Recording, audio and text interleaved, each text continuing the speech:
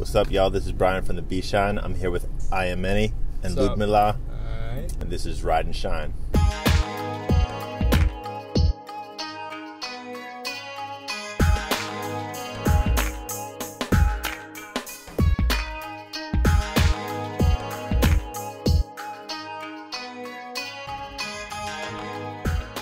When you were growing up, were you, as early as you can remember, were you into playing a lot of sports, or what kind of hobbies, activities did you have? Bless you. As a kid, when I was young, we used to like climb the back of roofs. We used to call them going on a mission. All right, you'd go to like the back alleys and shit, and just climb shit and jump off it. Later on, it became it was more of the blunts and 40s get introduced, and then so I was always active as a kid, but then like the weed and the alcohol gets introduced into the picture, and then that becomes your thing. Yeah. I was always into music though, and actually when I grew up in Bay Ridge, because I also grew up in Sunset Park, but when I grew up in Bay Ridge, I remember the white kids in the area listening to heavy metal. They were listening to Guns N' Roses, and they were listening to Metallica, talking about slam dancing and BMX bikes and skateboards and shit. Okay. Yeah. Sunset Park, I would go to Sunset Park on the weekends. I'd stay with my father, and Sunset Park was the hood, and that's where you had the street culture of hip hop. Bay Ridge was a little bit more of a mix. You had some of it, but it was just mixed. Okay. So you went from just kind of like hanging out with your friends outside, running, doing mischievous stuff on the roofs and right, whatever, and then music and hip hop comes into play, and then you were just like captivated by it. Yeah, at some point, like throughout my teenage years, I was the Radio Raheem of Bay Ridge. With the boombox. Yeah, Okay. I always had a radio. Like that shit was attached to my arm. And I think I was rocking like that for like probably 15 years with the radio. Even like into my 20s, 25 or some shit with the radio. Wow. And was I 25? Yeah, probably with the radio. What were some of the favorite like cassettes that you would play? Back then, damn, what was it back then? Because if you went out for the day, you could maybe put like a couple in your pocket, but you'd pretty much be, I'd have a bag. I'd have a plastic bag with like 20 different cassettes. Wow. In the beginning days, it was like the Raekwon shit, the Purple Tape. Yeah. Later on, I started to get into alternative music. Mm-hmm. And then that was just like a whole different thing where it's just like, oh shit, there's all of this stuff I can discover and explore. So my childhood went from somewhat being active, because I used to like to build a ramp and then jump off the ramp and shit. Then it went to just music, weed, and alcohol for a very long time. And the type of shit that leads to. But yeah, the music. So there's like different periods and different times of my life for the most part. I think it started with hip hop, and then after a while I was, just playing all this alternative shit. From Korn, that was like my introduction into that genre of rock. To ultimately Tool. I became a Tool fan, and I still am. But just a whole different, and then some goth stuff like Switchblade Symphony to Bjork. I say her name my own way. Just everything, like all music. Pretty much. Well, it had to have somewhat of like a dark, harmonious element to it. I seem to be drawn more to that stuff. Mm-hmm. And then also like epic shit. Like it could sound light, but it had to sound like the heavens. That type of just big epic shit. I've always been attracted to that. I've never been really like I don't know. Like if I think about premier beats that I like, they're the ones with attitude. You know what I'm saying? They're not the ones that like people go nuts over. Like, what are some of the premier beats that I'm not so into? That you are into with attitude. You know, like Take It Personal. The Come Clean. You know, Just to Get a Rep. You know, things that distinctive beats that had a character. The beat comes on and you're just like, it creates a scene, it creates a mood. Mass Appeal, that was one for me. Mass Appeal, that was dope. You know, that's the best way I could explain it. Character and attitude. Some of the stuff that other people liked kind of reminded me of like playing basketball on a Sunday. It just didn't give me that feeling. Like it didn't change my mood or something. Like it didn't. So I guess I'm just more attracted to dramatic music, I guess is the best way to put it. You know? Did you get into a lot of fights when you were growing up? I got into fights. When I say a lot, I don't feel like it was a lot. But it was annoying, man. Growing up in those days, it was whack. It was whack because it was like, you know, I mean, maybe it's like that still for these kids, you know, in this generation. But it was like, you know, I would get picked on by the older kids, you know, and it was just like, it's mad pressure all the time. Like, now you go over here, our Latin Kings are over here, like, and you know what I'm saying? Like, am I badass enough to hang out with them? You know what I mean? I am hanging out with them, or this group of people, and blah, blah, blah, and, you know, the different crews that you're joining. You know, doing shit that you're getting that gut feeling, I shouldn't be here, but I'm here anyway. You know? Just like that type of shit, like, you know, and I was a part of it, so I guess I was used to it. But after a while, like, I think, like, once I started to hit, like, 18, it became a thing of where it was just like, yo, you know what? I think I like hanging out without the threat of violence. Yeah. You know what I'm saying? And you kind of start, like, and I started going to raves. Actually, at 16, I started going to raves. And I kind of realized that I don't like this shit. You know what I'm saying? I'd eventually end up hanging out on the corners again, you know, in a different neighborhood. But I like music, man. I'm a music person, so I would always end up, I think the music would take me away from the street shit, you know? Some of my friends would get into this shit, would join these gangs, and they'd end up dead or overdosing on drugs and all this other shit, you know? So, I mean, when you got into it, from what I can see, like, the first, like, part of it that you were immersed in was, like, the New York underground hip-hop community where there was the freestyle battles, right? I think, would that be correct, where that was kind of the first, like, consistent kind of community that you were involved in and competing in? You know what's sad, man? I mentioned this to someone the other day. Today's generation, there is no underground. No, well, because the internet. Yeah, the internet. There's no such thing as the underground. What's their underground scene? And that's crazy. Because when I became a raver, I couldn't believe that there was such a humongous venue filled with all these people taking part in something that I knew nothing about. I couldn't believe it. I was like, I found the underworld. What is this? Right, like there's no, like, kind of secret places anymore. No, there's no secret cultures or scenes or things like that.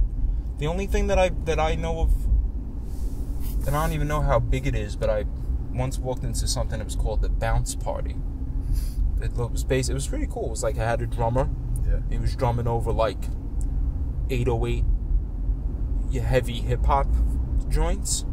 You know, it was like what looked like tatted, just kind of like white girls with tattoos and shit, barefoot with no bra, dancing. I walked into like one of those parties like maybe 5 years ago or some shit. I haven't heard much about those, so maybe that's some kind of underground scene or whatever. I don't know. But Or maybe there is. We just don't know about it because we're the old people now. Yeah, but you know what? I find it hard to believe because like you said, the internet, I think it just documents everything and it puts it out there. Well, yeah, people will put it on Snapchat and then exactly like that. Exactly. So there was no someone's going to spoil it. People, I remember the transition where ravers would basically, what they did, it was something called liquid. It would eventually, people would end up calling it raving, but it was called liquid, and it was a form of popping. So you would do it with your hands. That was called liquid. Okay. As the rave scene started to become a little bit more mainstream, it started to lose its underground edge. That became raving, and before you know it, the rave scene became EDM. That's what we have today, like EDM culture, basically. And I forget my point. Yeah. So anyhow, yeah. With that, there was underground hip hop. There was an underground rave scene. There was just underground, period. And whatever was underground, whatever people didn't know of, I wanted to be a part of. I was going to the goth parties by myself. The only person there, sticking out like a motherfucker. You know what I'm saying? Everyone's dressed in black and shit, and I'm like the only hip-hop head there. So what intrigued you about it? You're like, this is just like some stuff no one really knows about. I want to see what it's all about. What brought me there? Yeah. My friend. I had a friend named Jason, and I have a friend named Jason. He's in Portland now. And he was a regular dude, dressed hip-hop, you know what I'm saying? Like, and this dude just came one day to my house with like these huge wide leg pants. Like JNCOs? With like, no, they weren't JNCOs though. They were sewed. What they used to do, what you would do is you would take a pair of pants, you would cut them open, and then you would sew like a bed sheet in between them. And these were like your wide legs. Like, kind of like bell bottoms, I'm guessing. Like bell bottoms, but just more extreme and odd. Yeah. And, so you came over with those pants? Yeah, listening to a completely different music and doing this dancing shit with his hands. And I was just like, what the fuck huh? Yeah. And he bought tickets for this rave. I think it was called the Master Plan. Damn, I used to remember the date too. What year? February 14, 1996. Okay. If I'm not mistaken. I might be wrong about that. You can probably look it up on the internet. But it was called the Master Plan, and it was like this huge lineup of DJs. It might have even been at, was it at the Octagon, I think? Might have been at the Octagon. I don't think the club exists anymore. But,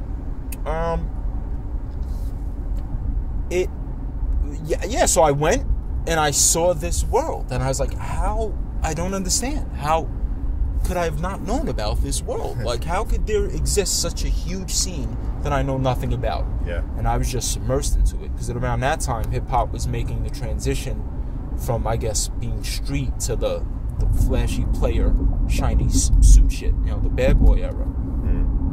And around that time, I was already into, like, I was heavy into Pharaoh, Organized Confusion. I was into still the high lyrical shit, experimental shit.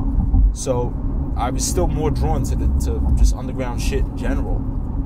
So I became very submersed in that, and it was just like, yo, now I'm this now. And I became that. Like, my whole shit was crazy. My eyebrows were blonde and chopped up. My hair, my pants were 70 inches long. I looked like I was floating. 70 inches wide. I was, like, my pictures, I was that, like, to the fullest. And you had just this wild look to you. Yeah, and I was at every rave for 2 years. I don't think I missed 1 weekend, I remember, out of the whole 2 years. Wow. That's amazing. So you were doing that, but then how did you get into like freestyle competitions? The hip hop, I've always rapped. I think I started rapping like at 12 or something. So even at the raves, I used to be able to go and freestyle as a kid to some of the older hood dudes that would go there to sell drugs. And they used to like, oh shit, this kid is nice. Like, because back then it was different. Not everybody rapped. Like, you'd go up to somebody, yo, you rhyme? Like, that don't exist anymore, Yeah. So like I would get love from them, but I would also get love from the ravers because I was so, deeply that.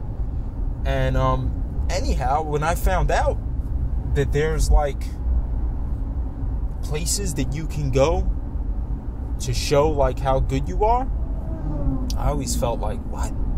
Oh, I gotta go to one of these things. And I found out from BCAT, a dude named Sid Locks had a show on BCAT. And I think he was doing battles at a place called Planet 28. And I went to one of them. I signed up. My first battle was Shabam Shadiq. Around 96 or a little after? It's probably like 98, 99, Okay. I think. Yeah. And the New York shit, like, I mean, that underground scene bred a lot of famous people now. Mm-hmm. So you were in the mix with all of that, and then you were making your own music. Yeah, so I would go to these open mics. I would go to these the open mics, the battles. I didn't know how to battle at first, because I was going into the battles. Back then, I was what, in a sense, what Disaster kind of brought to the table when he would enter battles. A lot of the multis, a lot of the wordplay. Yeah. I was doing that back then. Now, oh, instead of like keeping it simple. yeah, like I would punchlines that the crowd might understand. Yeah, you know, I'd come in there.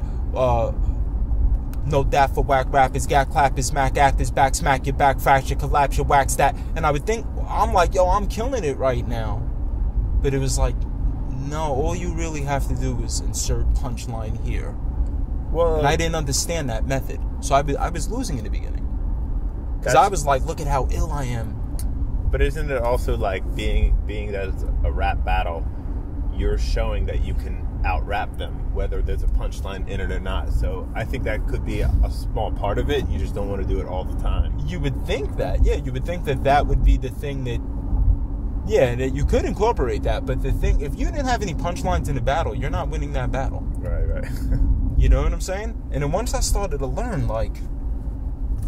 oh shit, I see what wins these things. And I started to focus on punchlines. I was coming up with some retarded shit. You know? My punchlines were crazy. Me and C. Ray's Walls, we held that shit down, I think, as far as coming up with, like, some of the illest lines. Nice. Is there anybody that you remember that was just incredible that kind of just disappeared and maybe, like, no one ever talks about? Because we'll talk about, like, you know, Immortal Technique being there, Diabolic, like, right. You know, Breeze Everflowing. Mm-hmm. But were there any that you remember that just... I don't think people realize how big of a deal C. Ray's Walls was. You know? Or even maybe myself. I don't want to say myself, because that's like... But the point that I'm trying to make is that this shit wasn't documented. You know? How many like people, when they look up my battles, there's like 3 of them. Jin, some dude named Fort Knox. Immortal Technique you battled? I battled Technique. That one didn't. There's no footage of that. But I'm saying the ones that are up. It's me, Jin. It's me versus Jin. Me versus Fort Knox. And me versus some other kid. Some skinny dude. So, you know, and this is what... And that's out of maybe like 100. Oh, dude, it was so many battles. And I won so many battles. And you know, in Walls, man, he was... For that time, you know what I'm saying? Like, he was bananas, man. And, so I don't know. Like, I don't really feel like he gets the due as one of those, like, you know, cemented in history battle dudes. You know? Because I don't think enough of it was documented.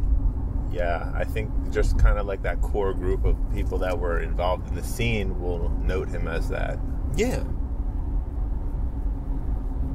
But we were the top, in New York City, we were the top 3 dudes, man. It was me,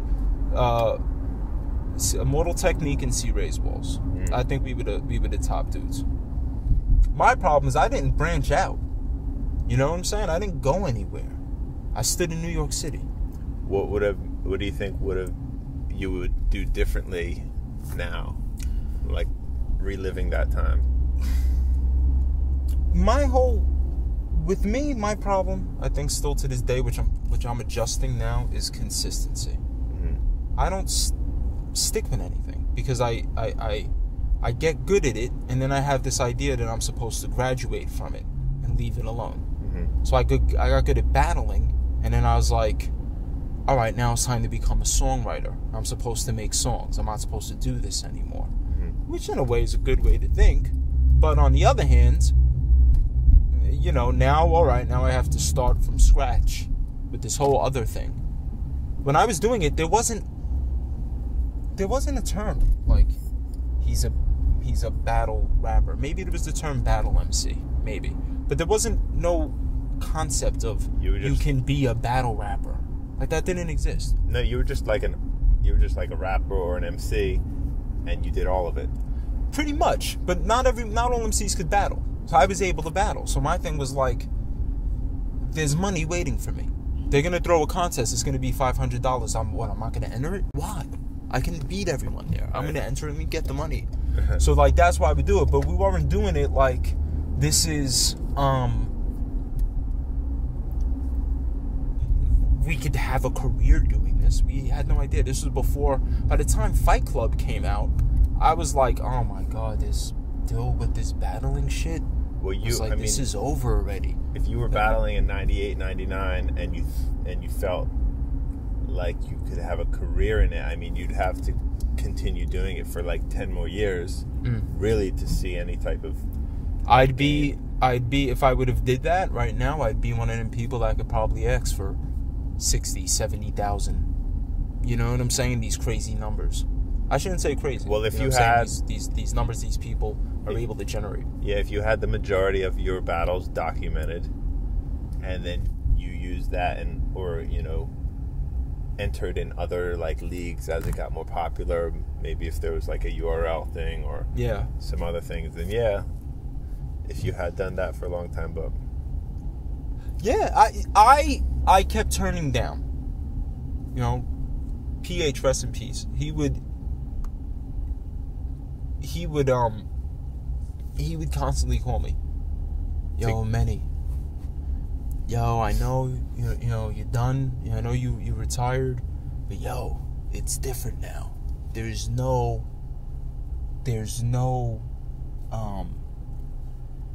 beat. You don't have to, and you can prepare for your opponents ahead of time. Like in 2010. Yeah, like I guess when grind time started. Like, and he was calling me. I just didn't want a part of it. I was done with it. And it was crazy for me because I can look back and it's so bugged out to me where it's like, I'm like an OG amongst OGs. Solomon wasn't battling when I was battling. You know what I'm saying? Solomon's an OG. You know what I'm saying? Yeah. Awkwards. Another dude known as like a veteran, done retired. Yeah. I came before these dudes. I'm like fucking the great grandfather. You know what I'm saying? Of like fucking, as far as the, you know what I'm saying? Now, I'm not saying I'm their great grand. I'm not saying that. What I'm saying is that, just in terms of generations, it bugs me out where I'm just like, holy shit, like my generation was before, like you guys are considering Solomon like one of the old guys. You know what I'm saying? Yeah. I'm like, and you were before Solomon. Yeah, it makes me be like, Jesus Christ, man, like when was I doing this shit? These battle rappers, what well-respected artists in hip-hop culture don't know about them? Who don't know about Disaster? Who don't know about Mook? Who don't know about Lux? You know what I'm saying? Even, who don't know about Hollow? That's you know what I'm saying? That's involved in lyricism. Who don't know about these people? With that said, who don't respect, like, Mook got a deal with Busta Rhymes. Well, before that, Serious Jones got on with Ludacris. Serious Jones was on with Ludacris. Disturbing the Peace. Everybody, this shit opens doors. What you do from that point, the kind of music you're making, the kind of moves you make, that's, that is what that is. But I think it could open doors. Yeah, I guess you're right to the point where, like, if you do something successful, no matter what it is, it can open doors, whether it be battling or music. Yeah. Or, having a clothing line. Like, all of it can open doors, I guess. So it's just how you really... Yeah, but the platform of battle rap, though, is that's a big platform. It's big. You know what I'm saying? I feel like it's going to open doors. Especially if you're a big fish in that. You know what I mean? Like, you're going to stand, like... These things generate millions of views, man. So where are you now where, in 2010, PH was telling you about it, and you're like, no, not for me. And you see all this opportunity. So now that you look at it, not saying that you would want to have a career battling, but is this something that you would want to, like, try once and see how it is? Because Copyright tried it, and he's loving it, and he's doing it now. He's doing it. Yeah, he's How doing it. come I don't hear about the battles? He posted on his social media. Is he on, like, are they good leagues, or? Yeah, he does, he did Don't Flop, the London one. Damn, I would check that out. Don't Flop's in, like, the top 5 leagues. Yeah. I don't know if he did King of the Dot, but he's been doing them. He's probably done like 5 or 6 already, and he promotes them. And Daylight too. I don't know why I haven't been mentioning Daylight too. But go ahead. Yeah, and he seems to really like it. So it's something I think he might have wanted to try out or be competitive in, and then he just went in it. But for you, like, is it something that you would, like, try once? Possibly. When PH was asking me to do it, see, a lot of rappers were like, a lot of motherfuckers are delusional. You know what I'm saying? They have confidence, and that's good, but their confidence, they're not aware of the obvious. Motherfuckers believe in themselves so much that they don't see the obvious. You're gonna get obliterated. But you have so much self-confidence that you're blinded by the fact that you are ill-equipped to step in this ring. I'm not one of those people. I'm looking at what these people are doing, and I'm, at around this time, and I have to say, they've taken this to another level. They have advanced this. I would have to tap in such a way that I can, I have to make adjustments, and I have to be able to, my brain has to be able to function in a certain way to create these rounds, to step in there in such a fashion that it's gonna, hold up, or let alone have me win. Right. It ain't just like, because battle rap changed lyricism right now. You know what I'm saying? When you listen to Slaughterhouse and you listen to these guys, their punchlines, they had to step it up because they're watching battle rap and they're seeing the type of lines these kids are coming out with. Yeah, it's pretty crazy. Yeah, you better really, really, really step your pen game up, or have a certain kind of angle, or be able to go in there a certain way. But don't just think, oh, I'm fucking dope and I can go against anybody, because that ain't the... You're gonna look stupid. You know what I'm saying? So for me, I was always more like, if I'm gonna do this, like, I can't be bullshitting. Like, I gotta devote myself to this in a serious way. And I was just more... My mind was just more music. Like, I can't now just stop everything and become this, because I'm aware of what it entails. Yeah. It's a lot. It takes a lot out of you. I actually did a few battles in Grind Time. Yeah. And a couple other, like, smaller leagues down in like Baltimore. And I mean, to write, it takes time to write, takes time to memorize. And then you doing that over and over. Now they're in like 2-minute, 3-minute rounds. So you have to do 9 minutes of rapping with punchlines, and that's 3 songs. they're all into double entendres now. With the wordplay is just incredible, and yeah. And I have these skill sets. yeah, You know what I'm saying? Like I have this. freestyling. I have the wordplay. I have the freestyle. I have the rebuttal ability. So Like I have these things, but and you really have to be serious about it, and it Yeah. takes a lot. yeah, no It takes question. a lot out of you. No fucking question. You have a lot of respect for those guys that can do that. I'm a fan, dude. I'm a fan. And I hope that if ever they should see, an interview or read something I said or something I said, I hope that they know that it's coming from a fan of the sport and a fan of them. Even if I expect, like, if I'm critiquing some of these guys, I hope they wouldn't see it as, dude's dissing or it's an insult. Right. I'm the fucking kid behind the screen. You know what I'm saying? Talking about your shit to my friends. I love what battle rap became. Yeah, I probably watch like a handful every week of battles, but a lot of it I watch some of the older stuff. Like I'll watch the jump off freestyle battles. Okay. World Rap Championships. Yeah. Because they had to freestyle like 30 matches in a day. Okay. For like weeks at a time. And by the end of the day, you have another match and you have to 3 rounds against your opponents, and you have to freestyle with punchlines. And I'm just like, the way they would do these multi-syllables, like Thesaurus and Immaculate, are my favorites in the World Rap Championship. The way they could freestyle with multi-syllable, like several of them in a row, Yeah. it just blows my mind. So I still watch that to this day. I would watch some of those things. And that's another thing. I would question what would actually be freestyle. Because even in my time, as a whole, it was freestyle, but we had things that we could pull out. Yeah, but could you do that for several hours throughout the day? I feel like you would run out eventually. Oh, of stuff? Okay. Yeah. I suppose. I need to see, because I'm not even familiar with the... Oh, okay. You know what I'm saying? But I hear what you're saying, the format and all. But yeah, I don't think I was too familiar with those. I remember it, but I don't think I watched it. Yeah.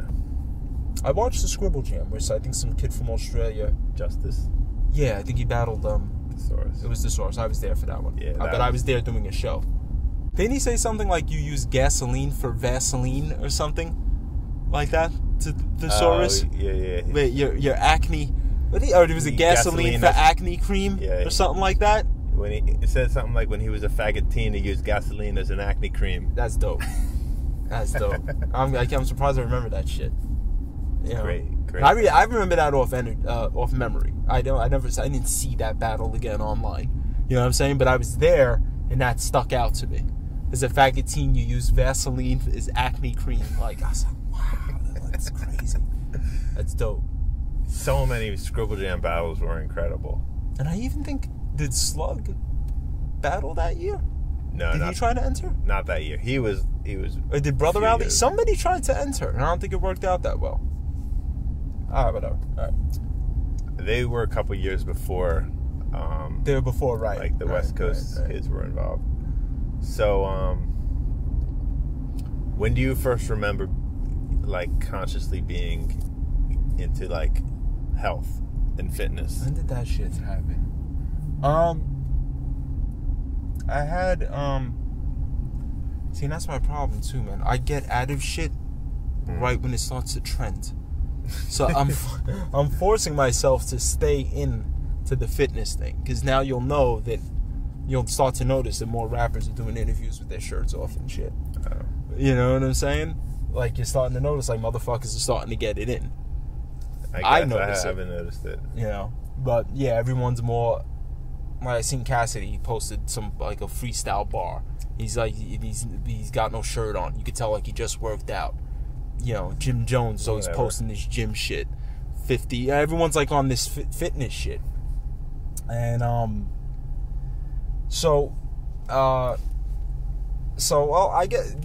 just had like this idea of like an image that I wanted to have. It was before it was popular. I was just like, yo, it'd be dope to have like a ill body and then just have like mad tattoos. Like, I had this image of myself I wanted to create or whatever. And at the time, I just, I would sit down and I looked at my belly. It was like 3 rolls. And I had body hair to top it off, and I was just like, yo. What year was this? Fucking disgusted. Damn. It was like, I got my apartment. I was 20. That was probably like 2006, maybe. Okay. All right. So you're looking at yourself and you're just like, this is no good. I had 2 roommates. I don't want to look like this. Yeah. I had 2 roommates who had similar body structures, and they'd be able to get up and eat. They'd be able to get up and eat ice cream. They'd be able to get up and eat all this shit. And I was like, well, what the fuck? If they can do it, I can do it. Yeah. I couldn't do it. I would get the belly. And I'm one of those people. I gain weight. It starts with the belly. You know what I'm saying? Everything else stays the same, and I get this fucking belly. Okay. And and I started gaining, and this is around when, like, I don't know.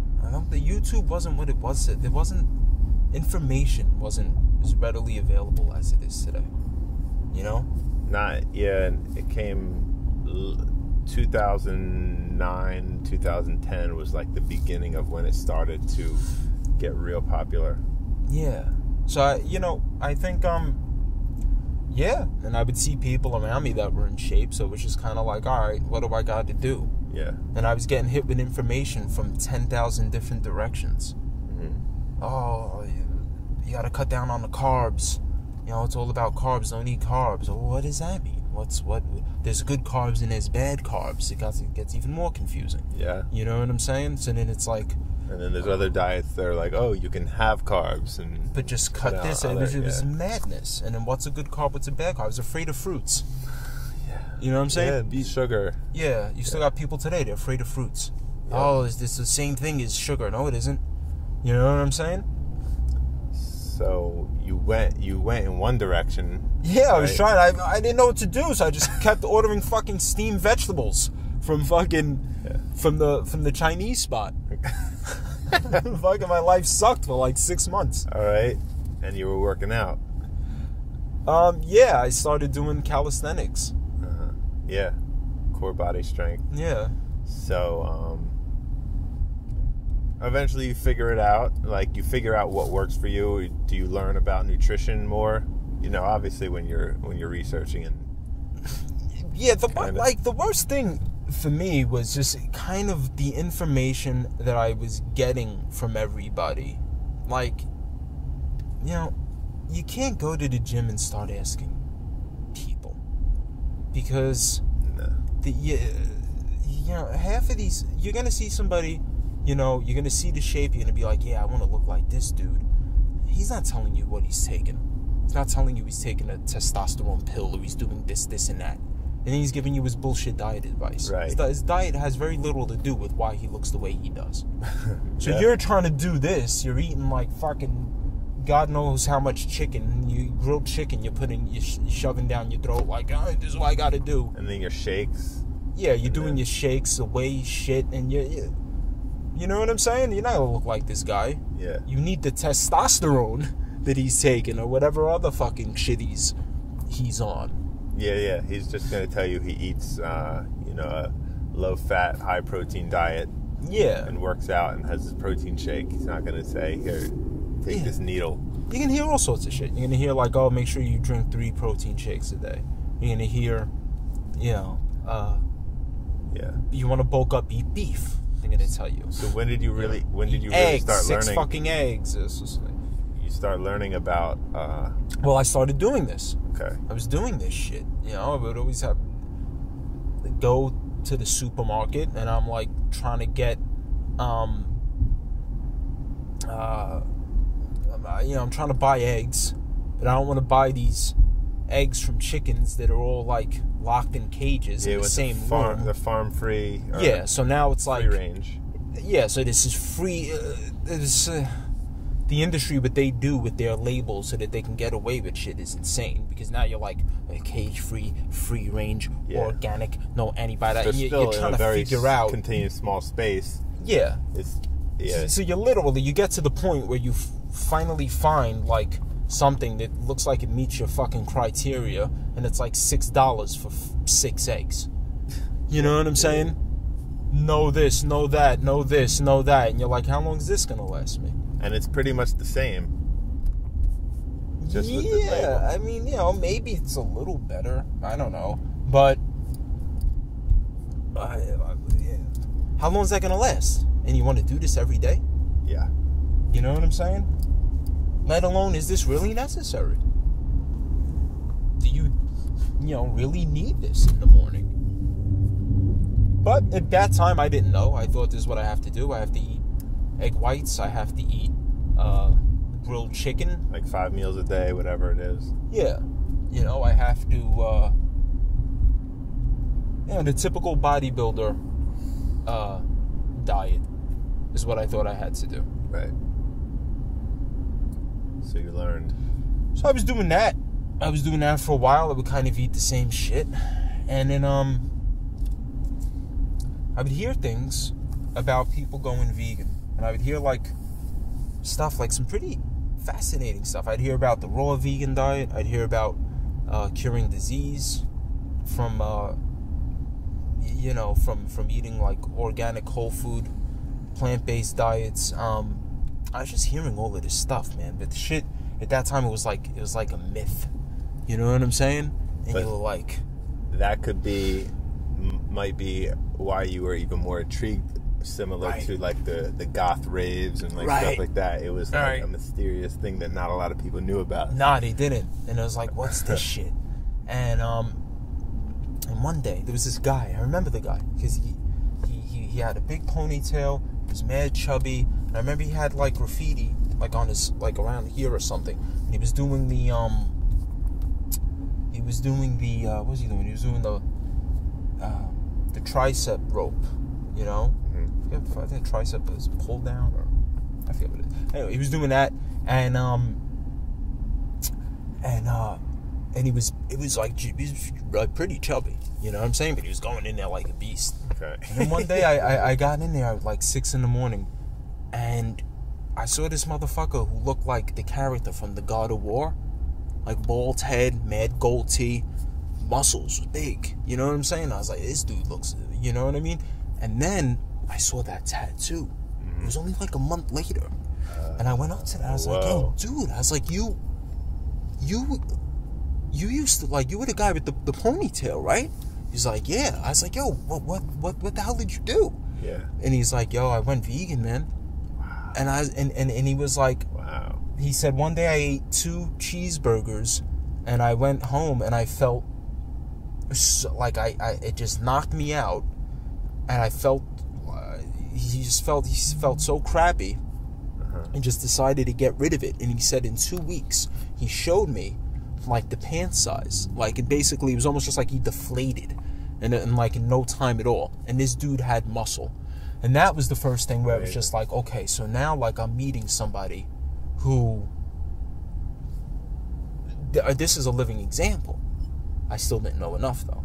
So, but at least now I'm like, I want to get to that point. How the fuck do I do that? And I was still one of those people where it was drilled in my head that in order for you to get protein, it has to come from some kind of animal product. So I was like, damn, well, what am I going to do about protein? So I tried, but I didn't know what I was doing, and I failed.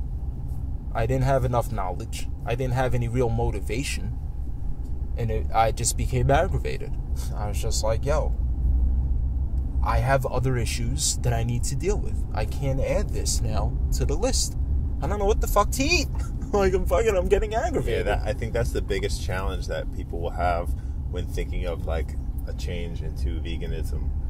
They don't know, what do you eat? What else? Is it just lettuce and all that stuff? So, yeah. Well, we'll get to that. But, so you weren't sure. No. What am I going to do about protein if I can't do that? And I was trying to eat, like, organic, too. Because I'm watching all these videos about, the government's trying to poison us with the food.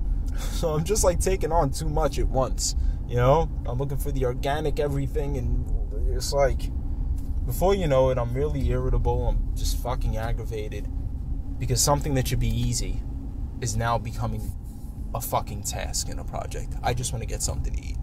You know what I'm saying? Right. And so it didn't work. Didn't last. I went back to just eating the way that I was. Yeah. And then I think what happened was it's kind of weird, man. I kind of started to have this thought. It was a thought about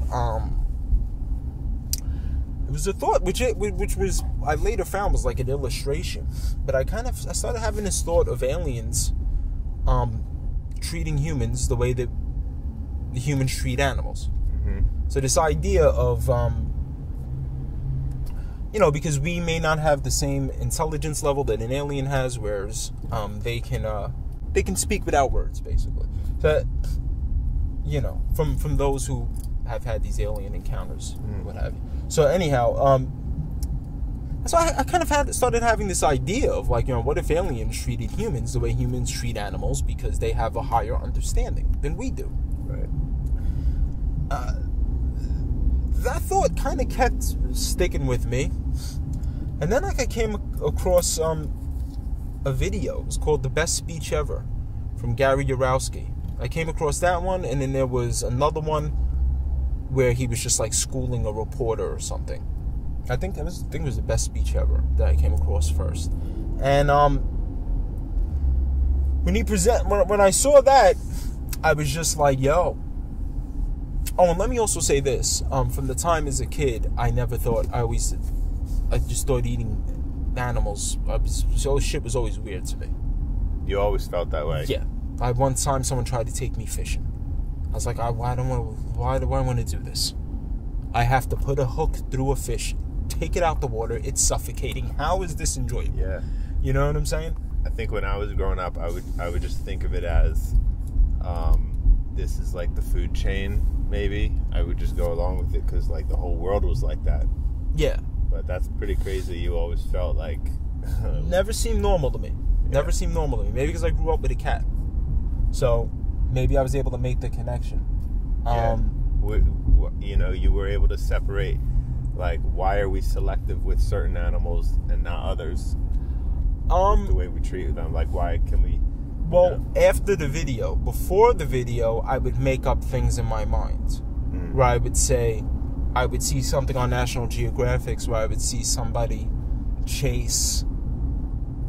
hunt an animal, catch it, honor the animal's spirit. Like, take time and feel really bad for the animal. You know what I mean? And then eat it. It was like the hunter and the prey dynamic. And I would somehow convince myself that I was a part of this dynamic in going to the grocery store. Like these two things are anywhere near close to each other. And I would, I remember for one point, before grilling the chicken, I would like stop and try to honor the animal's spirit. You know what I mean? Because of what I saw on TV. Like, I'm trying to assert myself into this kind of thing. It didn't last. Yeah. Because it's bullshit. I didn't chase this animal into, So anyhow, I was kind of convincing myself that, kind of like what you were saying, that I was a part of this kind of food chain thing or whatever. And after seeing the videos, it was just like, yo, I've been fucking bamboozled. You know? I've been lied to. The same way that somebody believes the government cares about your well-being is the same way that I believe I'm supposed to be doing this. Both the same. I always prided myself on being open-minded and not being a sheep and not having some kind of blindfold on. And here I am in this regard, blinded by, in a major way by something. Because I was honest enough with myself to realize that. I didn't formulate, denials and things like that. I just got to a point, where I said, enough. this is a real life horror movie. There's no way in hell I want to be associated with this. And not only that, I'm going to speak out against it and try to raise awareness about it. But you were working out like pretty hardcore, and you had a pretty nice physique before you went vegan, right? Yes. Right, and then when you made the switch, you were like, I'm going to prove that you can still gain muscle doing this. So you just kind of... I wasn't sure I could. Oh. I was concerned. But I cared enough. I was doing something that wasn't about me. Okay. So I felt that, you know what, even if I can't, this is more important. I lose muscle, so what? I lose muscle. All these creatures are losing their lives. Okay. That's how I felt.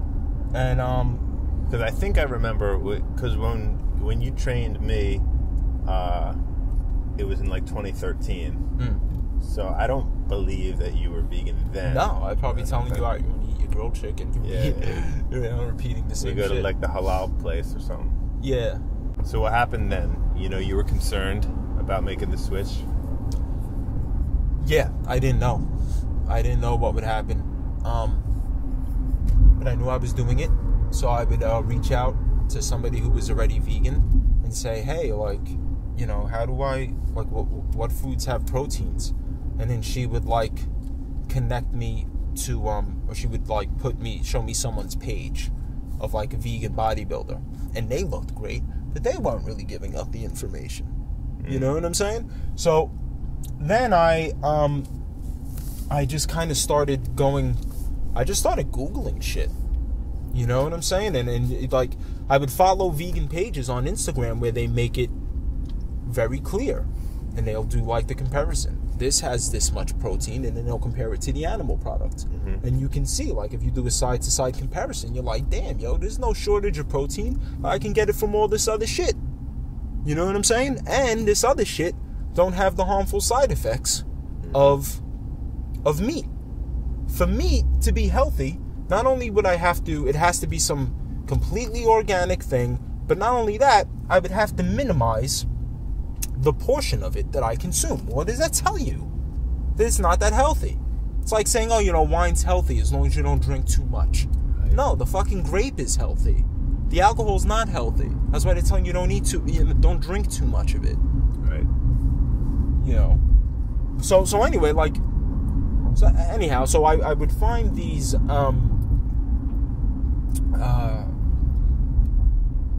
I would find these things that would make it very clear and very easy, where it's like, oh shit, like, look, this has, like, all I gotta do is get these kind of things. And that's what I would start doing. So the plate wouldn't have the piece of grilled chicken, but it would have, it might have lentils now. Yeah. It'll have, I think it was like lentils, sweet potatoes, maybe chickpeas or something. I think I would do something like that. And it was still a learning process. And someone introduced tempeh to me. Wasn't even vegan, the girl. And then I was like, oh, problem solved. Because tempeh would just kind of take the place of what chicken was. Right. With tempeh, I could just, I do my garlic and oil in the pan, and then I could just crush the tempeh and cook the tempeh.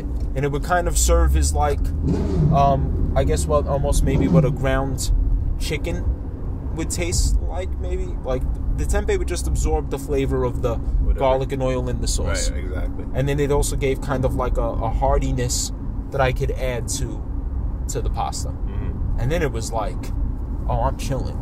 Yeah. Because I was used to do pasta and chicken. And there was that. Then I discovered the tofu scramble. So if I wanted to emulate what would be eggs in the morning, I could do it. Yep, I did that this morning. Yeah. So what happened to your body as far as working out? Were you seeing different results now? Well, all through working out, you're going to experience different results. And it depends on what you're doing. So even as a meat eater, I would go up and down in size based on the calorie intake. Am I at a calorie deficit or am I at a calorie surplus? I can show you pictures of me when I was eating meat that I was probably the thinnest I've ever been. Mm-hmm. then I can show where, boom, like I, might have been the biggest.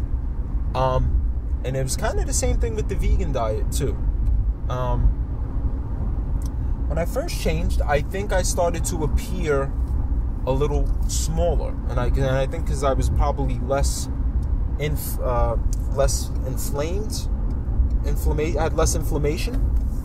So like on your arms. Yeah, like the arms would kind of appear smaller. But once you get past that learning curve, and once you stop associating veganism with fruits and salads, you can be as big as you want to be, as big as your body will allow you to get naturally. Right. Same thing with the meat. We're conditioned to focus on specific nutrients in food instead of just eating food. Right? You need to get your meat for your protein. You need your milk for your calcium. You need, this other stuff for vitamin D. Mm-hmm. And, you need this for heart health or whatever. And it's like, we should just be focusing on eating food that's good for us. Because you see in the cereal section, like, Cheerios say, great for your heart, and because it'll have one thing in there that might be for the heart, right? Or something else in the supermarket that says helps lower cholesterol, but you never see anything in the produce section that has claims about that shit. Right. That's a very, very good point. Right. So they say the more quiet the food, maybe the more credible it is. The better it probably is. Yeah. And that's the thing, you don't even know. Like, kale became popular not that long ago. Mm-hmm. A year, 2 years ago. Nobody was talking that kale shit before then. Kale's popularity rose quickly because people are just discovering the benefits of plant-based foods, where they've been told the lies about the meat and dairy foods. You've been told that all our lives because they need something to market it, the same way that they used to market cigarettes. Mm-hmm. They used to say cigarettes will help your throat itch. Cigarettes will help you lose weight. Yeah, wow. It took 7,000 studies before. 7,000! The 5,000 wasn't good enough. Mm-hmm. 2,000 extra studies. And people dying blatantly of the shit before they were like, alright, the jig is up. Fucking, these are bad for us. Yeah. Look at what it... I mean, you sparked it for me to just start thinking about it when I found out what you were doing. Mm. And then I started talking to ID, and he told me about how he couldn't take long breaths. He used to have really bad respiratory problems. I put him on it too. Yeah. I put him up on it too. I remember. And so I talked to him about it a lot, and he quit eating dairy, and he never had that problem anymore.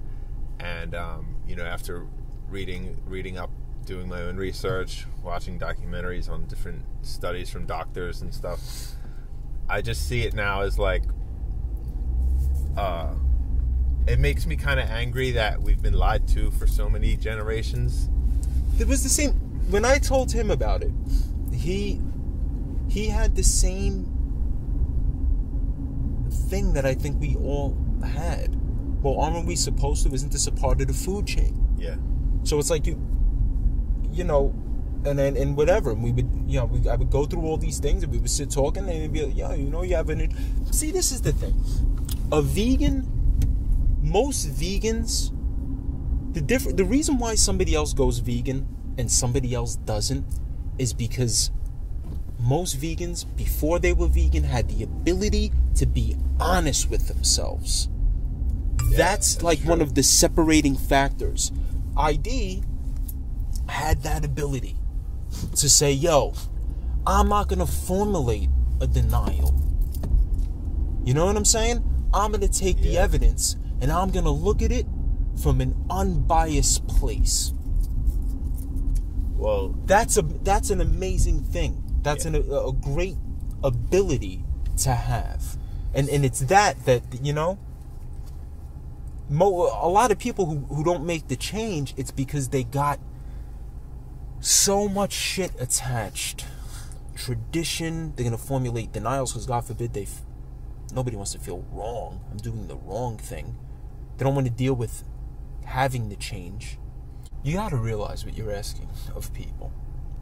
You're telling them, look, this thing that you do every day, that you're used to doing, that you like doing, that you've been doing your whole life, you should stop that. That's one hell of a thing to ask. Then they say, well, you know, what else? They don't know their options. Right. That was a challenge for me, but the fucking internet exists. Yes, the internet makes it easy. That's why we came in to do it at a good time, because we have so much access to so much information. You know, I imagine it was a lot harder in the 90s when people were doing it, but... Yeah, those are the fucking... Man, like it was funny because right around the time, like almost like simultaneously, when I changed, shortly after, it started trending a little, I don't want to say shortly after, but little by little, I started noticing, oh shit, there's more non-dairy options in the supermarket. Oh shit, there's more, you know what I'm saying?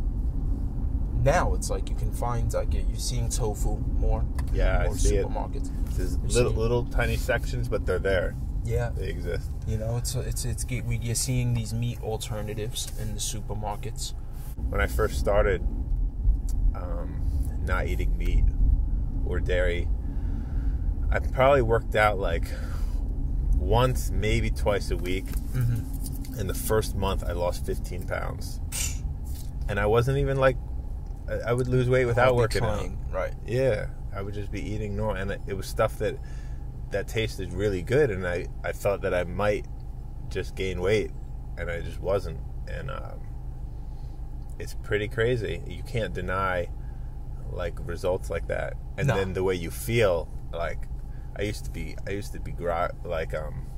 feel tired all the time after eating, and a lot of times I'd have plans to go out, and I would want to just like stay in and just watch TV, because I just wanted to lay on the couch and didn't have the energy to go out.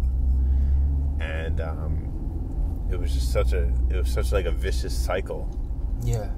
And now it's like I feel so much better, and the only challenge I have now is just being like questioned by everybody.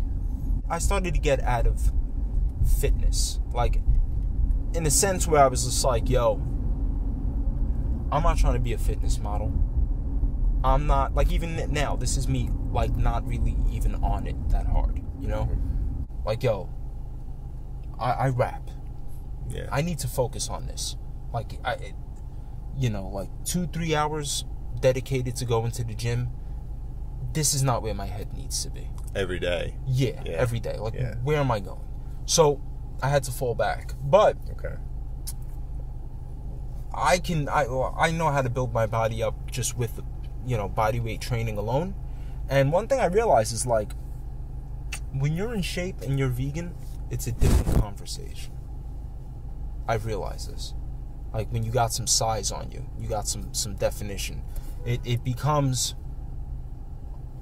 oh, wow. Like, oh, you're vegan? Like, really? You understand? Because now it's like they're looking at you and they're like, damn, I can't really hit this motherfucker with the, you know what I'm saying? Like, what can I tell this person? Mm-hmm. I can't hit him with the protein shit. You know what I'm saying? Like, I can't hit him with the, the vegans are skinny. So it's just like one of them things where it's like, I like showing up to eat at places where there are people that might give you shit about that in top shape, because it changes the conversation. And I was having this conversation not that long ago. When you look at the definition of food, the things that I consider food can't be anything else. A lentil cannot be anything else other than a lentil. You know what I mean? The potato is a potato. These things are in and of themselves food. They can't be anything else. They're not a mother, they're not a father, they're not something that can run through a field, they're not something that can hear, they don't have... You have to take the life of something and cut it up to make that thing food. By that standard, I can make a human being food. Yeah. You know what I'm saying? But that human being in and of itself is not food. Right. That human being is a sentient being. It has an imagination. It's capable, and so forth and so on. So I look at it like that. When we talk food, what is food? It's the things that inarguably are food, inside out. Yeah. If you're seeing that, like, milk is supposed to fight osteoporosis, and if you're seeing that America, being the country that consumes the most amount of dairy, has the highest rate of osteoporosis, right? It's basically saying if someone, if everybody jumps off a bridge, are you going to jump? And that's the society that we're living in. Right. Everybody's jumping when you tell them the facts. They still don't care. Right. Or they just don't know what to do. I think they just freeze up, and I don't know what to do. I don't know what else is out there in replace of this, so I'm just going to continue. It seems like a lot because they've associated some of them. And I'll tell you this, man, the interesting thing is that it's not so much the meat itself that makes all of these things tasty. It's the plants. That's why we're going to Champs right now. And you're going to order whatever your favorite meat dish was. Champs is a diner that basically makes, just vegan versions of what you would order. You can get chicken parm, you can get a Philly cheesesteak, you can get, whatever you used to eat. Yeah, I've heard of it. Yeah, it makes a vegan version of it. And you'll see that it's like, oh shit, it's the flavoring. It's the plants that are giving the meat the flavor, which is why we're able to emulate these things. It's not so much the meat itself. If you think meat tastes great, take meat with nothing on it. Tell me how great it tastes. That won't taste great to you. It will taste great to the lion, but you're not a lion. And, and it's flavoring that caters to our taste buds, not raw flesh.